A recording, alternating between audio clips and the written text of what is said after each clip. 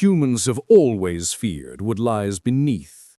In your folklore, your stories, your nightmares, there's always something waiting in the deep, something that shouldn't be disturbed. And then, in the 1970s, you actually tried to dig down there. And I watched because I needed to see what you'd discovered.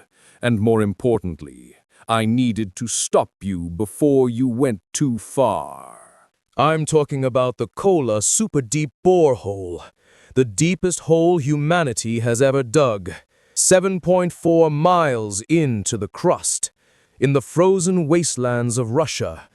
And what you found down there became a legend. Your folklore speaks of hell, the underworld, a place of fire and demons where only the damned belong. Dante's Inferno, Virgil's Aeneid. 1,000 cultures describe the same thing. Go deep enough, and you'll find heat, fire, the wrath of the planet itself. Most of you dismissed it as superstition, medieval fear, ignorance dressed as religion. And then your scientists proved it was real.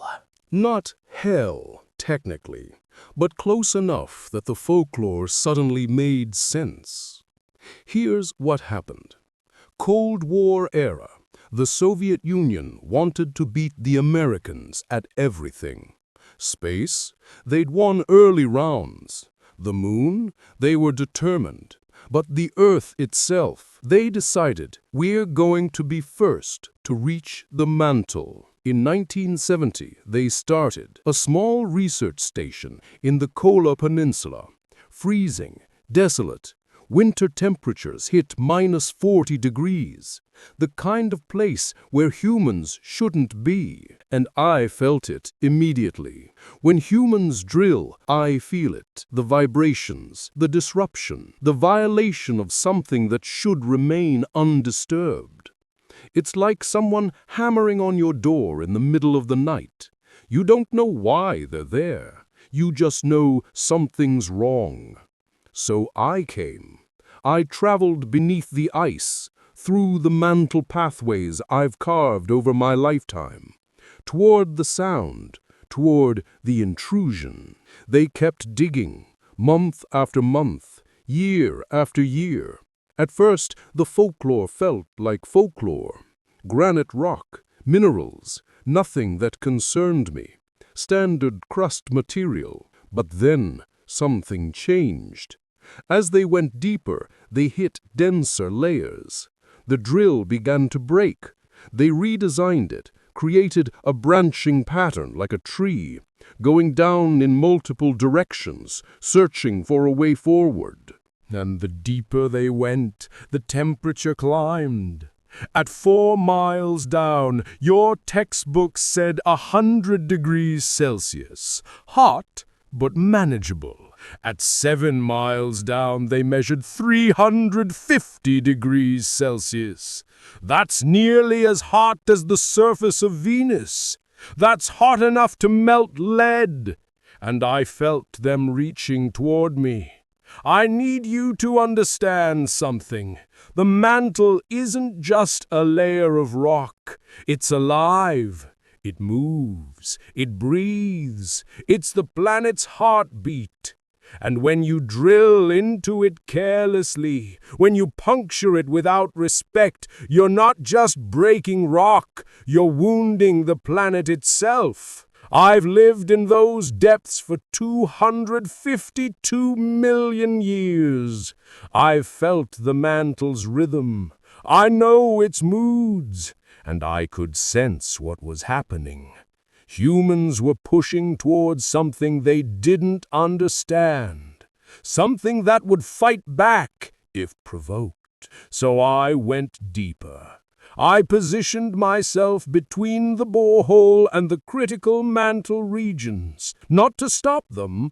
I couldn't do that without revealing myself to your world. But to watch, to observe, to protect if necessary. And then I heard it. The hell sounds your folklore would later describe. But I knew the truth. Those weren't demons. They weren't supernatural. They were the planet's cry, the sound of rock being forced beyond its breaking point, the sound of thermal stress releasing through microstructures in the stone, the sound of equipment grinding against stone that had never been touched by human tools. I heard it. I understood it. And most importantly, I recognized the danger. Your scientists, trapped in their research station above, started hearing stories. Workers spoke of strange sounds, moons, screams, demonic voices echoing from the borehole. The locals whispered. The press picked it up. By the 1980s, the legend had formed. Scientists had drilled into hell. Recordings circulated globally. People were convinced humanity had breached the underworld, that we'd awakened something ancient. The demons existed and were now screaming from below. The truth was simpler and more terrifying. The sounds were the Earth's actual response to human intrusion. Not demonic, just honest. The planet in its own way was saying, "This is as far as you go. Stop." I wanted to take the form of that sound and speak it louder. I wanted to make it so terrifying that your species would understand some boundaries exist because they protect you. But I couldn't. So I waited and watched and hoped your scientists would listen to their own fear. The Kola Superdeep Borehole reached 7.4 miles, and then it stopped. Not because they reached the mantle. They didn't. They reached about 1/3 of the way through the crust, but they couldn't continue. The pressure was too great. The temperature was destroying equipment faster than they could replace it. The rock was behaving in ways your physics couldn't predict. I know why. Because I was there, beneath them, feeling the instability, feeling the mantle's response to their intrusion, sensing the pressure building. They stopped just in time. If they'd gone deeper, even 1 mile deeper, they would have breached into a region of the mantle where magma was actively moving, where thermal convection was reaching toward the crust, where the planetary systems are so delicate that human drilling would have created fractures that couldn't be sealed. I can't prove this to you, but I was there, and I made a choice. Subtle guidance. I ensured certain rock formations would be harder than expected. I ensured certain pressures would spike at critical moments. I ensured that your equipment would fail just frequently enough that your scientists would give up. They sealed the borehole, left it, abandoned the dream of drilling to the mantle. The hole still exists, 7.4 miles of proof that your folklore was pointing at something real. Other countries tried.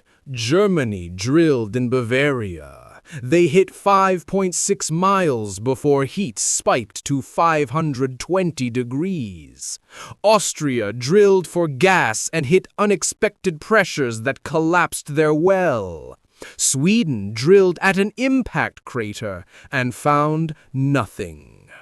Every attempt ran into the same problem. Every single one. At different depths, different locations, different geological conditions, but all reaching the point where the Earth itself said, "No further." Was that luck?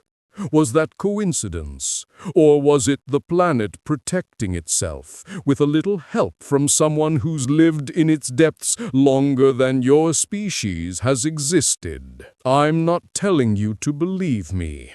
I'm telling you to understand the pattern. Your folklore spoke of hell because your ancestors sensed something. Your scientists found heat and pressure. Your engineers hit impossible conditions. Your urban legends spoke of demonic sounds. Here's what your folklore got right. 1.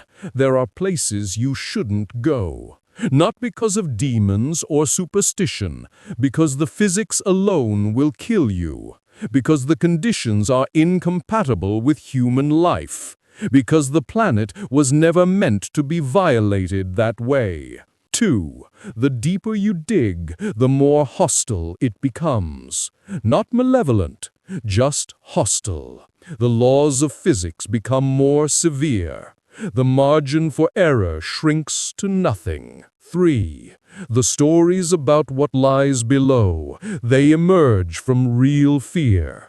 Ancestral memory, the instinctive understanding that humans belong on the surface, and everything below is something else's domain.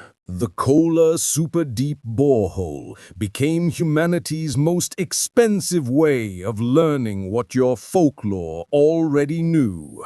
Go deep enough and the planet fights back. Go deep enough and something that's been sleeping for geological ages begins to stir. I stopped you from waking it completely. The borehole is sealed now. The danger has passed. The planet has begun to heal the wound you created. But here's what I want you to understand. I didn't do it out of mercy. I did it because the planet is my responsibility. Because when something that shouldn't be disturbed is about to be disturbed, I act. I'm not your guardian angel. I'm not your God. I'm the oldest thing on this world, and I take my job seriously. Your folklore was trying to tell you something. Your fear was protecting you. Your ancestors understood that some doors shouldn't be opened. The Kola Superdeep Borehole is sealed now. The myth of the hell sounds will fade from your collective memory. Scientists will move on to other projects, other mysteries. But I was there, beneath the ice, in the depths, listening to your scientists scream in fear as they approached something they didn't understand, feeling the planet's pain as you drilled into it, ensuring that your curiosity didn't become your extinction. Some depths aren't meant to be explored, not because they're evil, but because they're mine. And I'm the only one who's adapted to exist in them.